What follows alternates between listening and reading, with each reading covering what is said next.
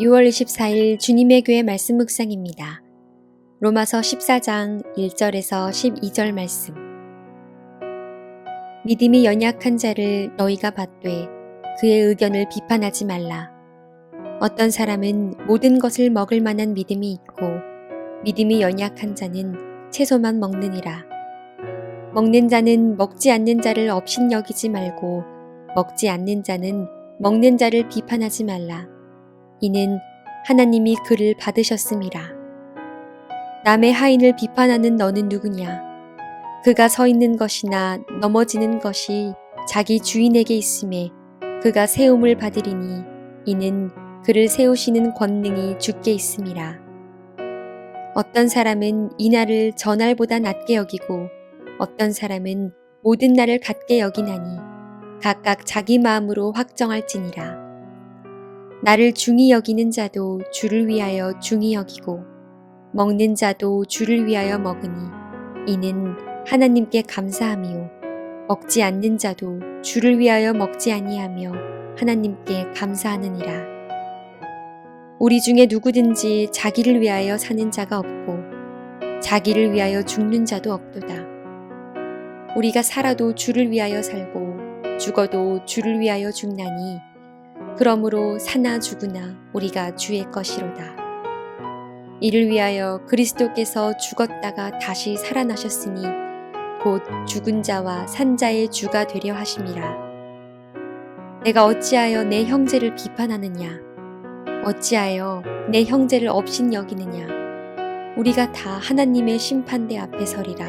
기록되었으되 주께서 이르시되 내가 살았노니 모든 무릎이 내게 꿇을 것이요 모든 혀가 하나님께 자백하리라 하였느니라.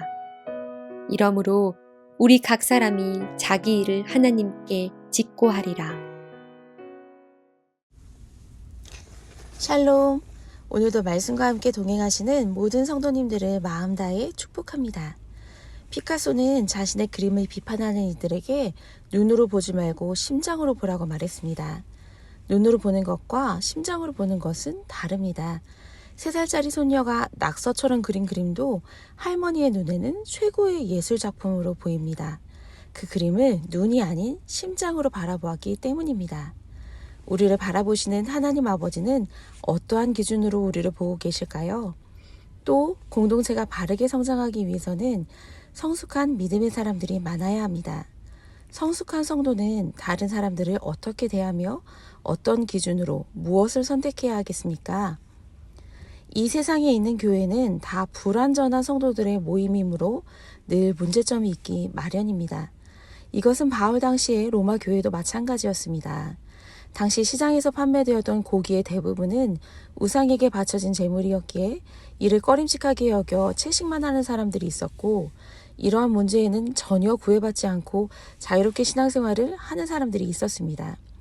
그런데 문제는 이들이 서로의 행동을 이해하지 못하고 갈등하고 분쟁하였다는 데 있습니다.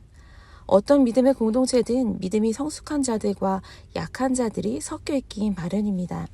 성숙한 공동체가 되기 위해서는 믿음의 성숙한 자들이 약한 자들을 받아들이는 영적 포용력을 가져야 합니다. 1절입니다. 믿음이 연약한 자를 너희가 받되 그의 의견을 비판하지 말라. 믿음이 연약한 자는 그리스도를 영접했지만 아직까지 생활의 변화가 없거나 신앙에 대한 충분한 지식이 없어서 어떻게 살아야 할지 모르는 사람입니다. 이들은 주님의 가르침을 어기는 실수를 하기도 하며 성경이 가르침에 위배되는 옛 습관을 쉽게 버리지 못하기도 합니다. 그런데 바울은 이러한 사람을 받으라라고 권면합니다.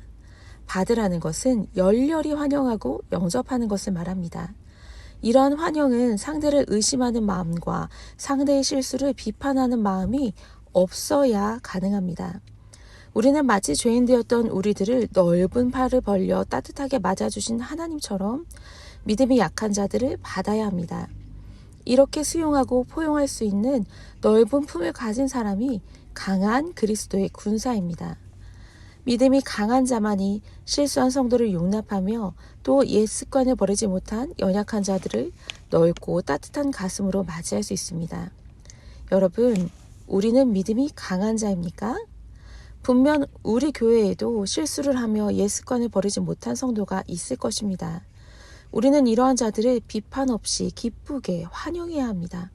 하나님이 귀하게 여기시는 한 영혼 한 영혼을 마음에 품고 일어서는 목양자로 성장하는 주님의 교회, 주님의 사람이 될 것을 기대합니다. 2절입니다.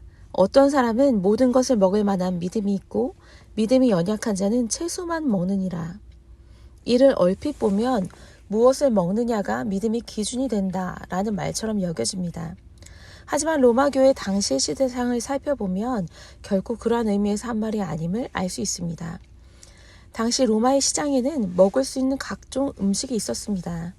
그런데 시장에서 파는 고기의 대부분은 당시 로마에서 숭배되던 신들을 위해 제물로 드려졌던 것입니다. 즉, 우상 숭배에 쓰여졌던 제물입니다.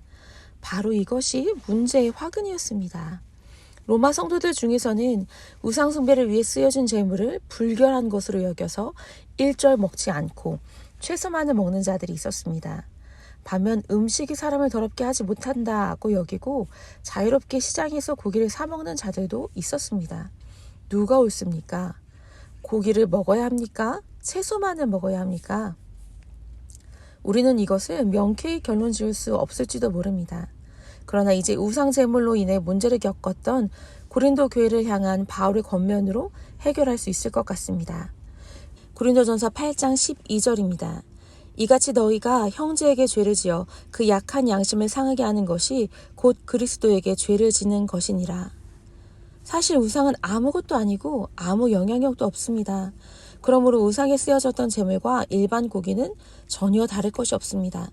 그러나 이러한 지식이 없어 부정하게 여기고 채소만을 먹는 연약한 성도들이 고기를 먹는 성도들을 볼 때 어떠한 마음이 들겠습니까?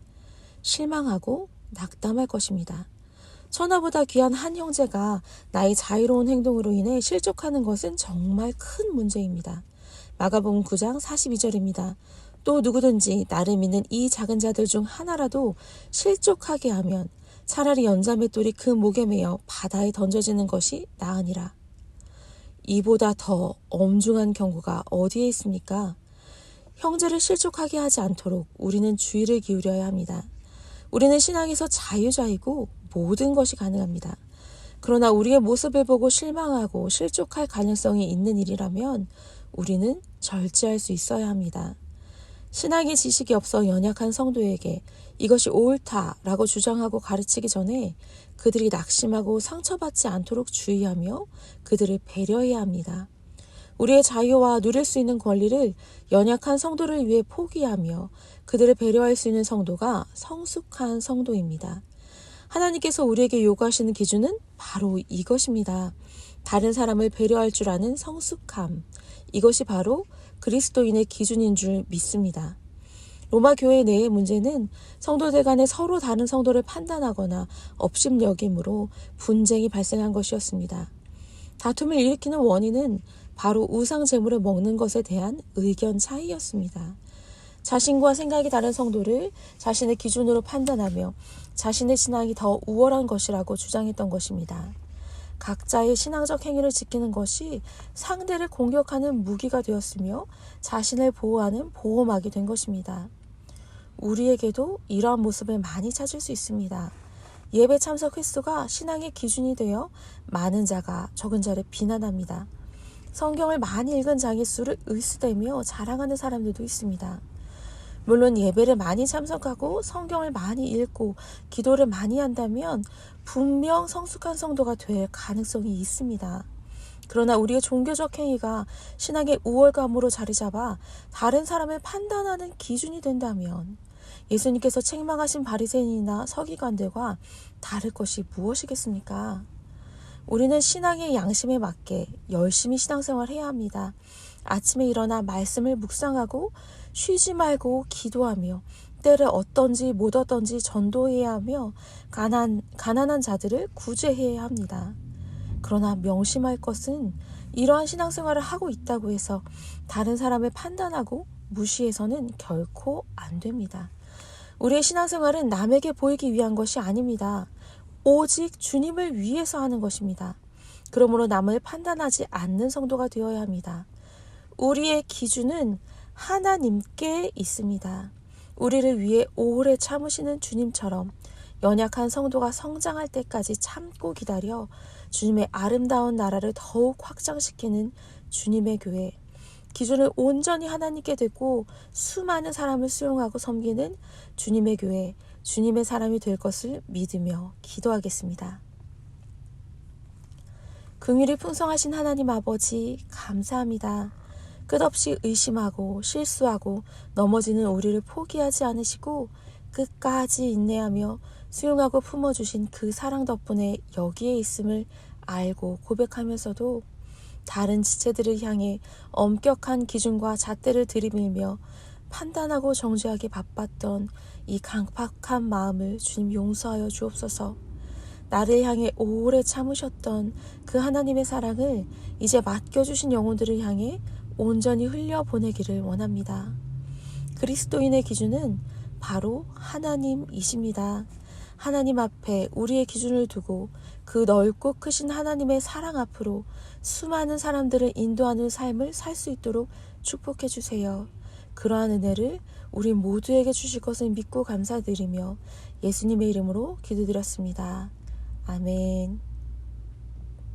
이 시간 주님의 교회와 몸과 마음의 고통으로 씨름하고 있는 환우들을 위해 함께 기도하겠습니다.